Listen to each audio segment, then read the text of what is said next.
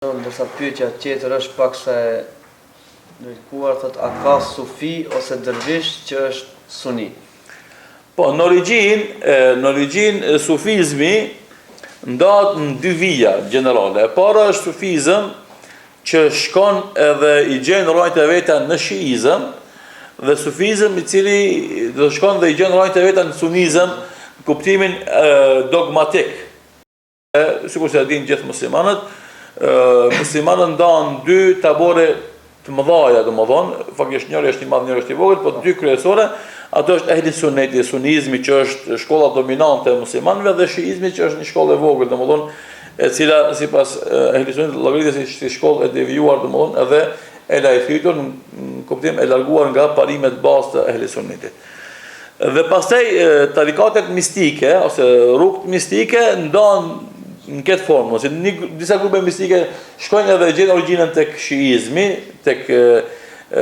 12 imam që kështu më radh, sikurse është domethënë bekta shiizmi, dhe tarikate tjera që në origjinë janë sunite, domethënë kur vjen puna e kalifatit, pranojnë kalifatin e Abu Bekrit, e Omerit, Uthmanit, e Aliut më radh domethënë,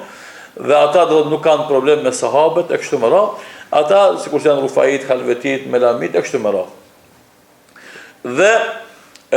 por këtu ka një element tjetër, kjo është aspektin dogmatik, domethënë në tërësi ata ndahen në këtë lloj kategorie. Po pastaj tarikatet kanë atë analizën e vet ku dalin shesh do thotë shumë veprime dogmatike edhe veprime të ritualeve të cilat nuk kanë bazë në argumentet kuranore dhe argumentet domethënë hadithore dhe janë kundërshtim me veprimet e muslimanëve të parë, sahabët, tabiinët edhe ato, madje janë kundërshtim edhe me qëndrimet dhe dispozitat që kanë nxjerrë imamët e fikut dhe mëdhëbeve të njohura në botën islame. Madje normalisht edhe këto shkolla mistike ose tarikat ose rende dervishësh dallojnë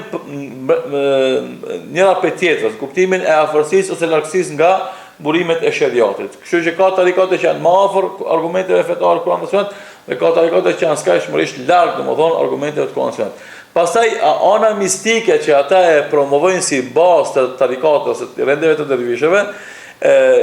japin mundësinë atyre të manipulojnë me kuptimin e termeve. Dhe nga kjo aspekt sepse ata thonë për shembull çdo term ka dy anë, anën e dukshme dhe anën e brendshme. Dhe ju kuptoni vetëm anën e dukshme se atë keni detyri, kurse ata domethënë nga thellësia gnostike që kanë atë të diturisë, mund ta kuptojnë edhe anën e brendshme, e cila jo detyrimisht do të më qenë në përputhje me anën e jashtme të kuptimit të termit. Edhe andaj japin ata kuptime të veçanta termeve që janë të mirë njohura fetarisht të gjithë dietarët musliman. Dhe kjo krijon atë devijimin domethënë dogmatik pastaj tek ata derisa do të shpallin lider shpirtëror të tyre ose udhëheqit e tarikateve ose shejhat e tarikateve si njerëzit domosht të shenjtë, njerëzit pagabuar, varret e tyre qëndrojnë në tyrbe, pastaj në vende të shenjta, në vende ku thërret kurban e kështu me radhë, do të vazhdon ai devijimi të merr deri të shkon në një formë të shirkut klasik i cili ka qenë njohur në epokën para Islamit, që është normalisht kundërshtim të plot me argumentet fetare, po edhe me vetë mësimet e imamëve të njohur. Dhe këtu te na hoxhallarët e vjetër i thartë e mëdhëbit Imam Abu Hanifas rahimahullahu taala kanë qenë shumë kategorik në luftimin e këtyre dukurive dhe fal angazhimit të tyre ata domodin janë struk edhe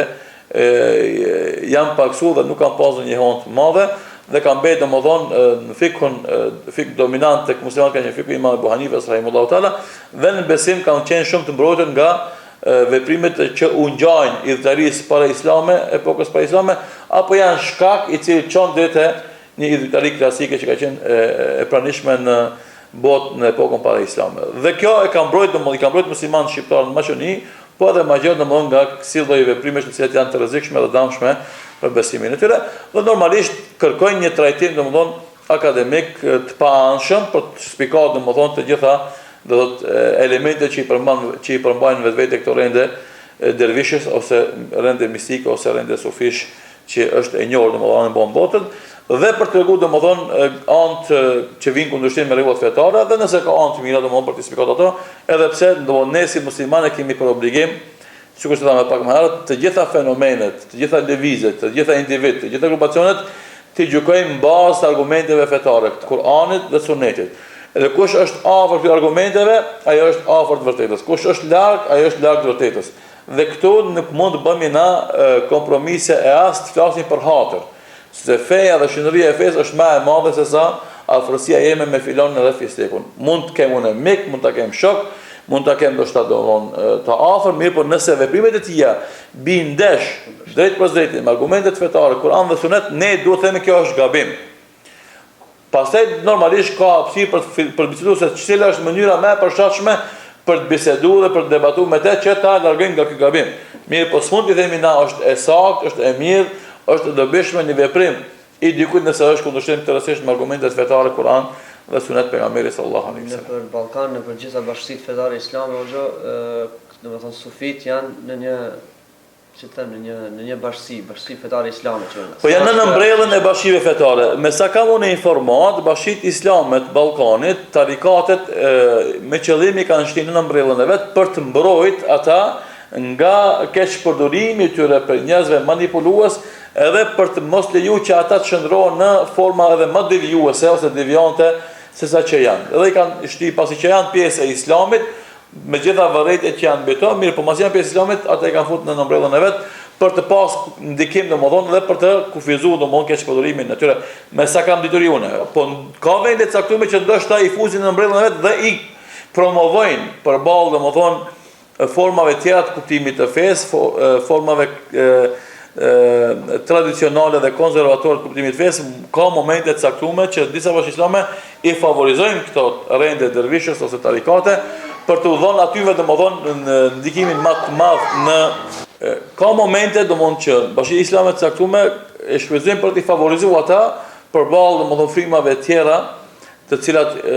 janë forcime sipër, si shkolla tradicionale ose konservative, duke menduar se me këtë përkrojtje të tyre kryejnë atë balansin që ata mendojnë se është më drejtë dhe më saktë. Allah shpërblet.